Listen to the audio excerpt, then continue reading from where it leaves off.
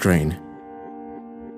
The entrepreneurial spirit of the Igbos would see many of them move out of their hometowns in search of all the opportunities their new nation had to offer. From Lagos to Benin, Port Harcourt, and even major northern cities like Kano and Kaduna, Igbos began to build businesses and pioneer new industries in the places they migrated to.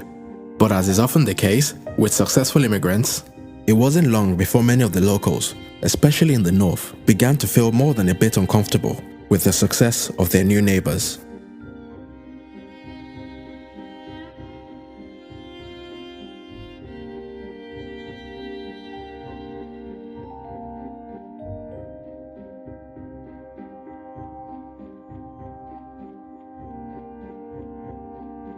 One thing I've noticed, Premier, while I've been here, is that Northerners seem to have, I might almost call it, obsession about the Igbos. Could you perhaps explain that to me? Well, the Igbos are more or less the type of people whose desire is mainly to dominate everybody.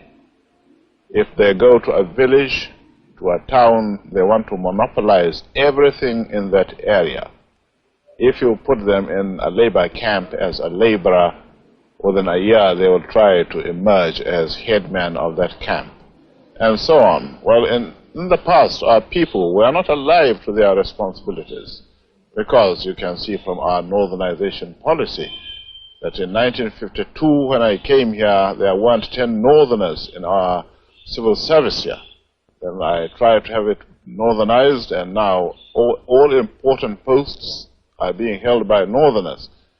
Is this policy of filling all key posts in the north solely with northerners and not with other Nigerians a temporary or a permanent one? In actual fact, what it is a northerner first.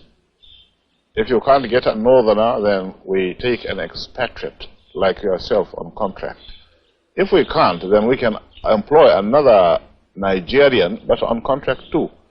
This is going to be permanent, I should say, as far as I can foresee, because it will be rather dangerous to see the number of boys who are now turning from all our learning institutions coming out with having no work to do. I'm sure whichever government of the day might be, it will feel rather embarrassed, and it might even lead to bloodshed.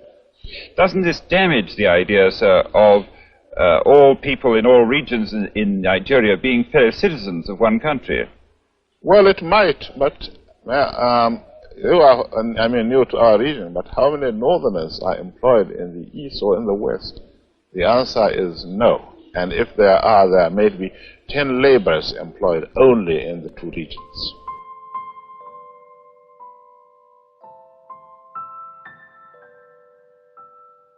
It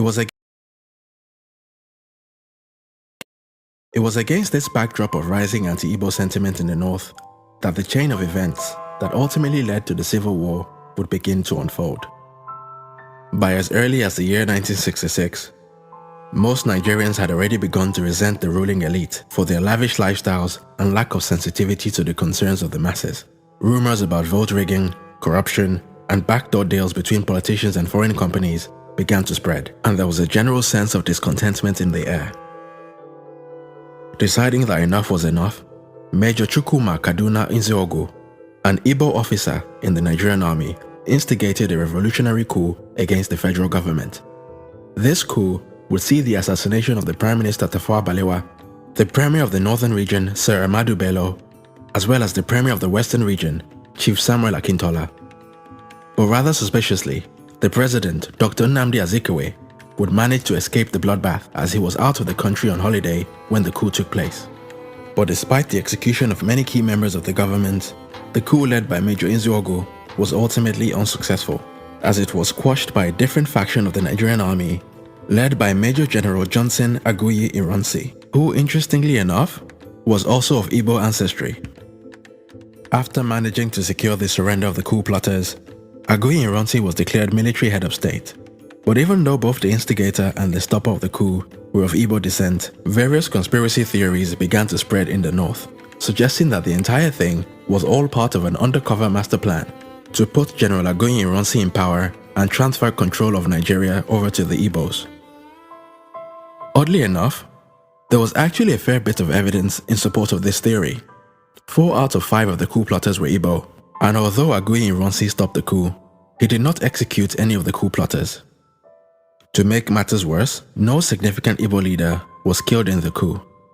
President Nnamdi Azikiwe had avoided all the drama thanks to his suspiciously timed holiday, while Michael Okpara, the premier of the Eastern region, had also managed to survive the coup, even though he did end up losing his job to Colonel Chukwuemeka Ojukwu, the man who would later go on to lead Biafra's attempt to break away from Nigeria. These anti-Igbo conspiracy theories would eventually grow from mere rumor and conjecture to an article of faith in the minds of many Northerners. And on the 29th of July 1966, a group of Northern Army officers instigated a counter-coup against the Ironsi administration. Unlike the previous one, this coup was successful. Major General Aguiyi Ironsi was assassinated, and Lieutenant Colonel Yakubu Gowon, a Northerner, was installed as Nigeria's new military head of state.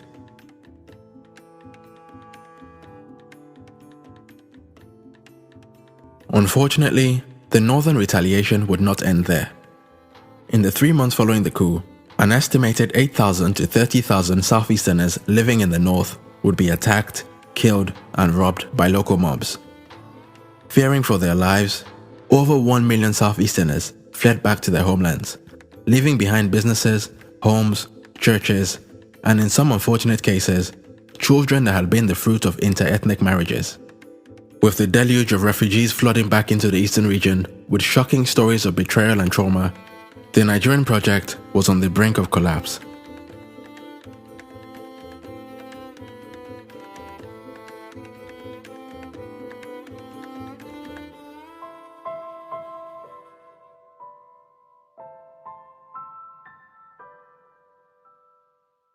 As many Easterners no longer felt safe in other parts of Nigeria, the military governor of the eastern region, Colonel Ojukwu, began to call for Igbos from all around Nigeria to return home. Rumors about the eastern region's impending breakaway from Nigeria became front-page news after it was reported that a plane carrying imported weapons had crashed in the eastern city of Enugu. Knowingly or unknowingly, Colonel Ojukwu essentially confirmed all rumors with a series of rousing criticisms of the Gowon administration's failure to provide adequate protection to the thousands of Igbos who were being attacked and killed by people they imagined were their fellow citizens. With tensions at an all-time high, General Yakubu Gowon and other key members of the government agreed to meet with Colonel Ojukwu at a neutral location so that both sides could try to de-escalate the situation. This 2-day meeting will take place in the Ghanaian town of Aburi from the 4th to the 5th of January 1967. To Gowon's great surprise, Colonel Ojukwu took the meeting very seriously and was very well prepared. He set out very clearly all of the eastern region's demands, which included greater political autonomy, greater control over the revenue from the southeast's oil deposits, and also a restructuring of the Nigerian army in a way that devolved powers to the regions and got rid of the unfair recruitment quota system, which had allowed for a disproportionately large number of Northerners to join the Nigerian army. Although many still debate what exactly was agreed at this meeting, General Ojukwu left Aburi fully convinced that Gowon had accepted all of the eastern region's demands. This controversial agreement, known today as the Aburi Accord, was not honored by the Gowon administration.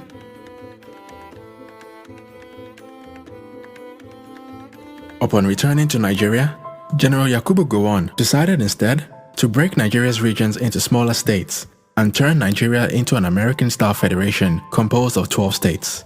Except unlike in the American system, each state had very little autonomy and very little control over its own resources.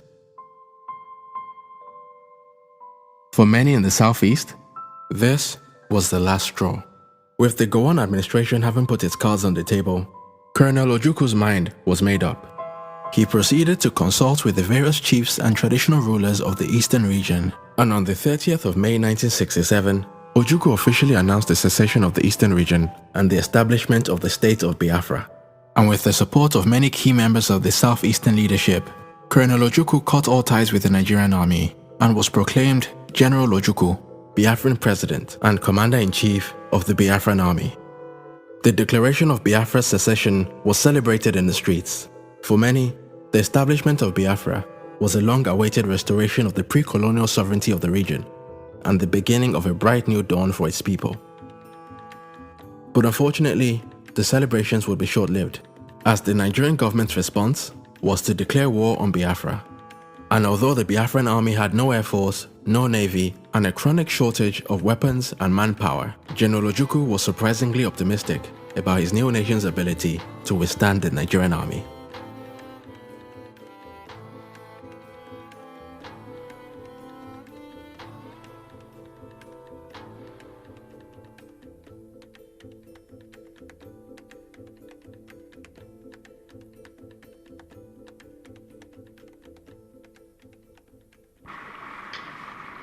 If civil war comes,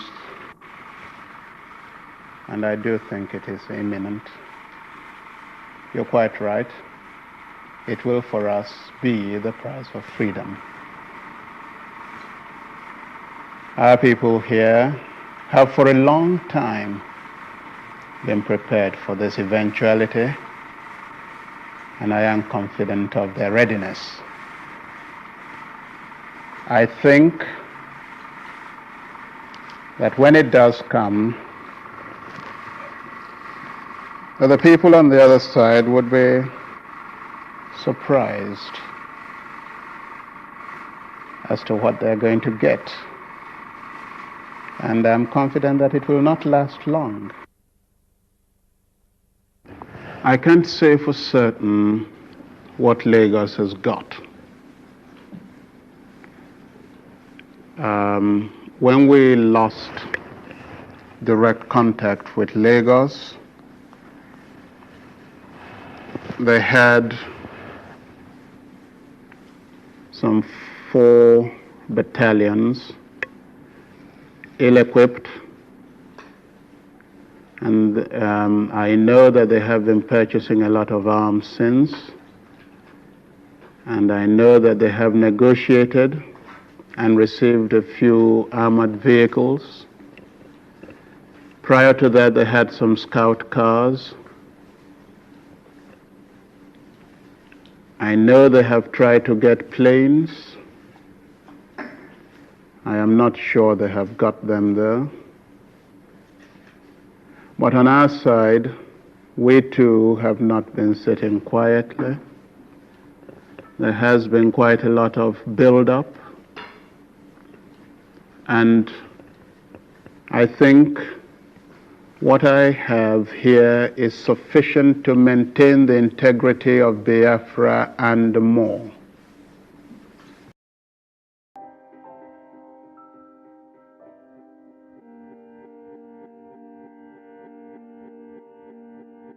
But putting aside General Ojukwu's confident fighting talk, the reality of the matter was that Biafra was by far the underdog in this fight.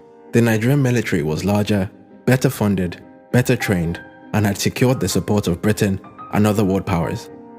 The expectation in Lagos was for the war to be over within a matter of weeks, or in the very worst case scenario, 6 months.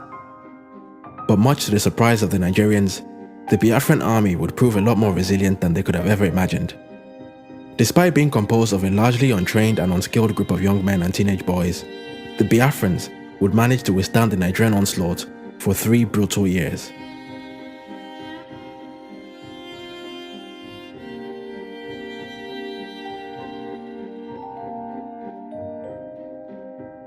The early campaigns of the Nigerian forces were quite successful, as they quickly managed to reclaim significant Biafran cities and monuments.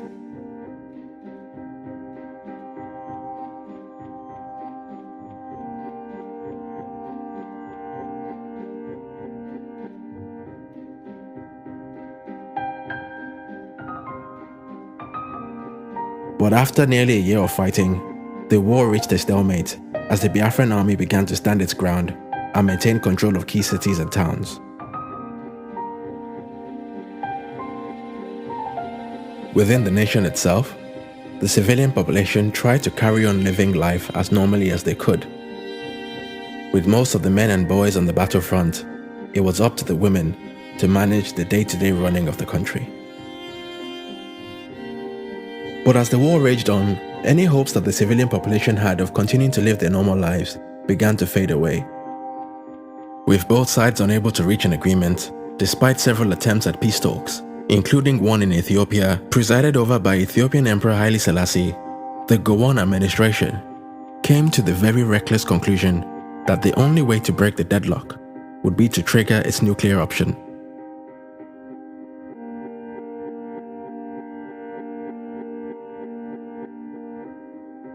The Gowon-led forces mobilized to impose an economic blockade on Biafra, which blocked the flow of all food and ammunition supplies by land, air, and sea. This move would turn out to be perhaps the single most destructive political decision in West African history, as it would ultimately lead to the death by malnourishment of an estimated 2 million civilians, most of whom were children suffering from the protein deficiency disease known as kwashiorkor.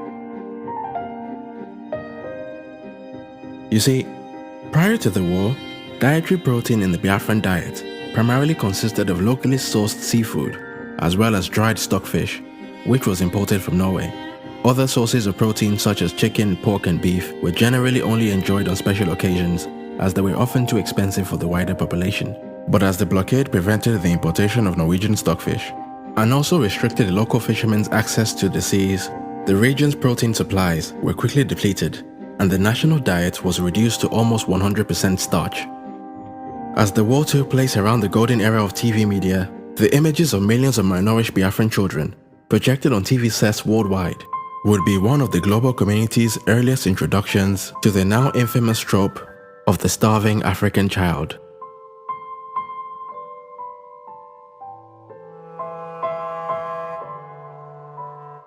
Although the Nigerian government strategy was indefensible, it is important to point out that the government's supposed reasoning at the time was that the blockade would be nothing more than a short, sharp shock, and that General Ojukwu, seeing the immense suffering of his people and the dwindling ammunition of his frontline soldiers, would have no other choice but to surrender.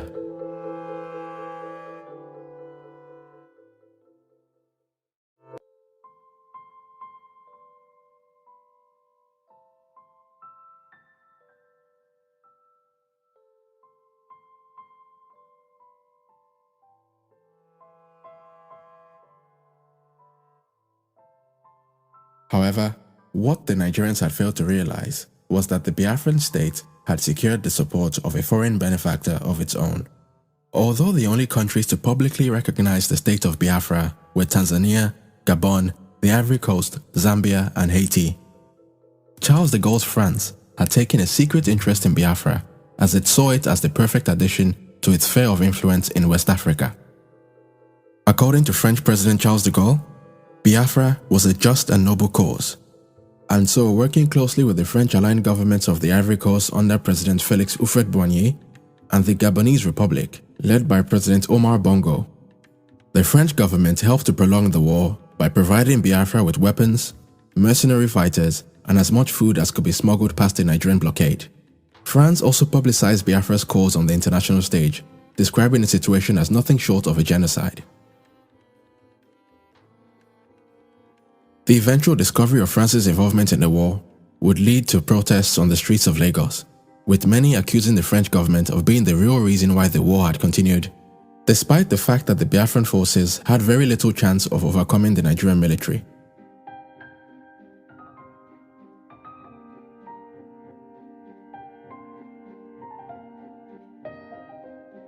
But did France really get involved in the war simply because Charles de Gaulle considered Biafra to be a just and noble cause?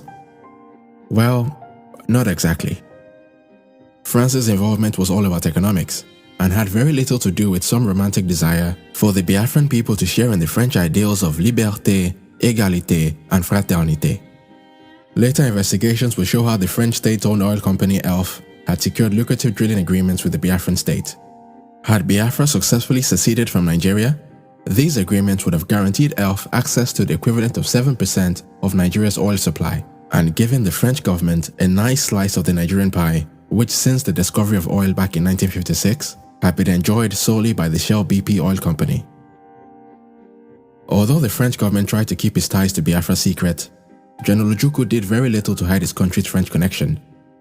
From as early as the first year of the war, General Ojukwu had already begun to suggest that French would be made compulsory in Biafran secondary, technical, and teacher training schools.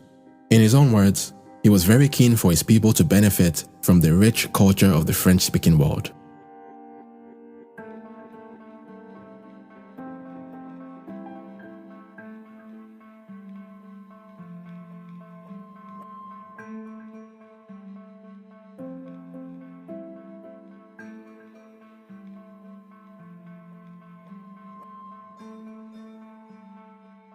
As the death toll began to rise exponentially, the whole world was becoming more aware of the level of carnage and immense suffering of the Biafran people.